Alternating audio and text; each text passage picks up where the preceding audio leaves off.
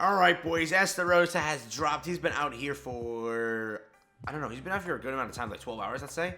A little bit more. So, with ESTAROSSA's release, right, I told you that I wanted to test him first, see how he is. Then I'll, like, try and compile a really good Shuju summon, right? I wanted to do it and spend a little bit more time on this one because it's a good character that a lot of people want, but there are cons with this character, right? Today, I'm going to give you those cons, give you the pros, and tell you if this banner's worth it. To be honest, you'll kind of like the answer, I think. Let's see. With that being said, let's jump into it. Like and subscribe. Helps out a ton. So first things first, I'll show you the banner as I always do with a Shuju summon. If you don't already know, he is a blue unit. He is not a dark unit. I saw a few comments saying, hey, is he a dark unit? No, he is a blue unit, right? So again, that's the reason there's no there's no like anything other than that. It's just a Holy War Festival, a blue character. Basically that, yes. On this banner, it is green Meliodas, which is a Meliodas, yes. Festival Zeldris, we have Margaret, we have Cusack. The festival roster is quote-unquote rated up, right? Because it's 0.25 from what we had at the anniversary, which was like 0.19 or 0.2, something like that. So, again, 1.25% to pull a festival unit. I summoned yesterday, and I pulled only 2 festival units. I know I'm saying only, but again, you gotta keep in mind, it's a 1.25% chance. On, like, Trader Melly's banner, I pulled 1 Trader Melly copy, 1 Margaret copy, I think, right? And then 1 more. So I pulled 3 on a 0.2% chance. It was a little bit less, right? So if you look at it, 1.25, whatever. I didn't get lucky. I did see a lot of people also get shafted miserably. So, you know, hey, it's 1.25. It's supposed to be better. Hopefully you pop off and you get something good. The rest of the banner, right, is really solid for new players. New players. The reason being, it's level 80 UR. So Sariel, Tarmiel are on here. Ludo is on here. Okay, what the hell?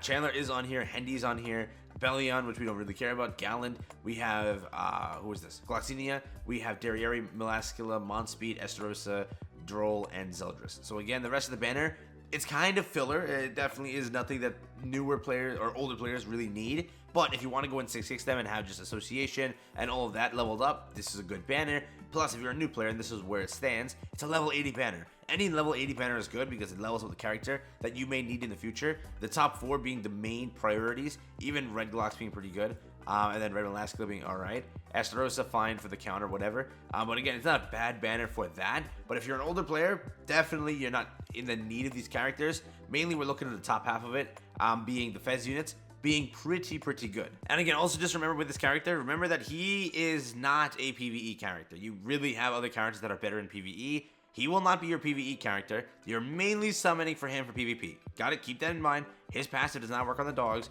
Maybe we'll see how it works on the bird and the deer at the moment. But just remember, he is not Trader Melly, so don't summon on him thinking, oh, he's my PvE carry.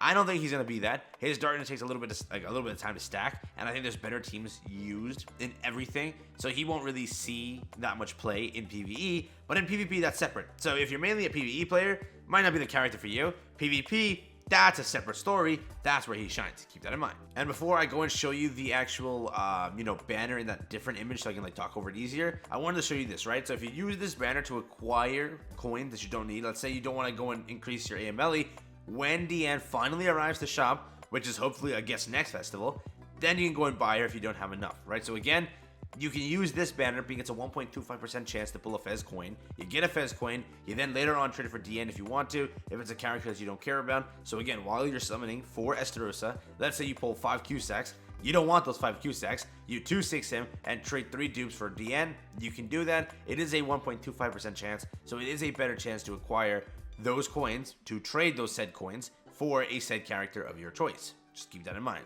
So onto the banner image, this is what it is. I'll let this just stay here while I'm talking over it. So again, with this banner, the one thing you have to understand, you have to use ESTAROSSA with a demon team. If you're willing to go and build a demon team, if you are willing to actually run a demon team, you summon for ESTAROSSA. You need him in order to make the demon meta come back, right? You do. That's how it is. That's the entire case. He is a good character for that. Also, just for people that have been commenting this, hey, he's gonna destroy the new dogs maybe because of the darkness thing. They are immune to it. So the dogs, you can't actually beat them with ESTAROSSA. Got it? So keep that in mind. The darkness effect has no effect on them. You can't apply darkness. You can't do any of that. So for PvE, regarding that, he doesn't work, right? He may be good for other things, but for that specifically, he does not work. So don't summon on him thinking he'll help you. Keep that in mind. The other side point to make and the thing to understand is, remember, up and coming, we know Zeldris is dropping. You know that Demon Meta will make a comeback because Zeldris is coming out. Demon Chandler was leaked for a brand new unit. That's already 2 demons. Later on, we will probably get more and more demons as the story moves forward. So Demon Meta is a thing to kind of think about, yes. Again, AMLE, you have to have him. Festival Zeldris for the passive, you kind of need him. ESTAROSSA, you'll need him. When the new Zeldris drops, who knows how good and how broken he is, you'll need him. Chandler's there, you have to go and level him up. Again, you have to invest in the demon area, the demon characters, in order to make this, character work. His passive is literally demon oriented. It is, so you need them.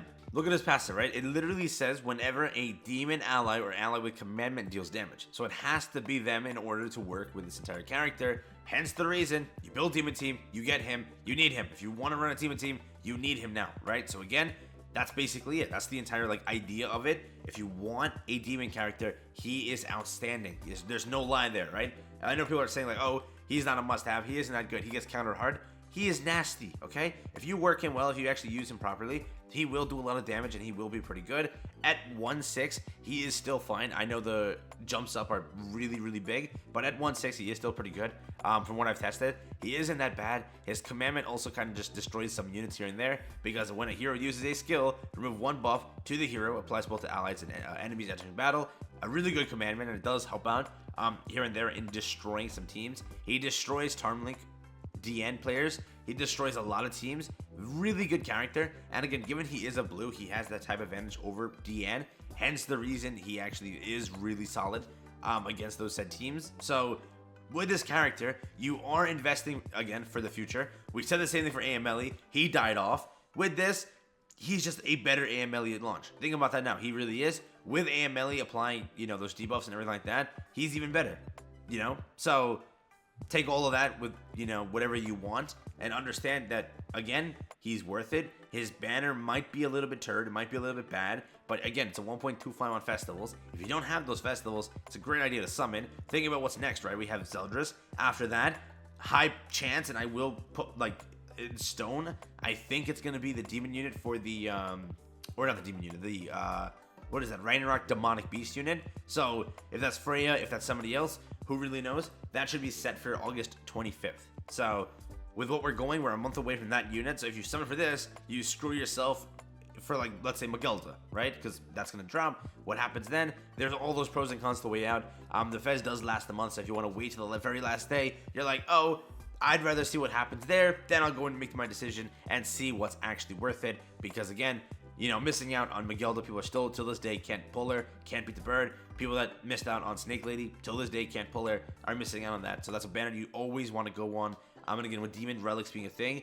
Maybe it is, you need that unit more than anything. So if you are miserable on gems right now, you're at 0 gems, you can't do anything, wait till that banner drops, see what happens, and then, make your decision if it is there. If it isn't there, and it's just a crap throwaway banner at the end of the month, then you're fine, right? Keep that in mind. But again, to give you a quick summary and give you a quick idea, this is a good unit on a bad banner. Yes, if you need multiple units from this banner, let's say you need AML, you need Festival Zeldris, you need Cusack, you need Margaret, you need ESTAROSSA, obviously. That's already 5 characters that are on a technical rate up.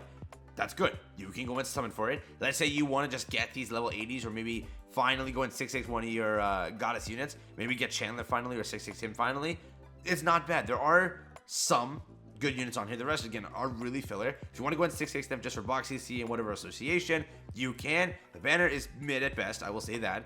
Again, this is mainly the only area we're looking at. That's fine. Okay, that's there. That's a quick point that a lot of people want to go and summon for. You have to also understand, Demon, if you want to go and build Demon teams, this is great. You have to also keep in mind, this new system that Benimaru was kind of doing, he might not return for a very long time. You saw that tournament really took, what, 7-8 months to return? Also, keep in mind, the way that they've kind of been doing festivals now, it's been a while. It's been a while, so FezDN released in February.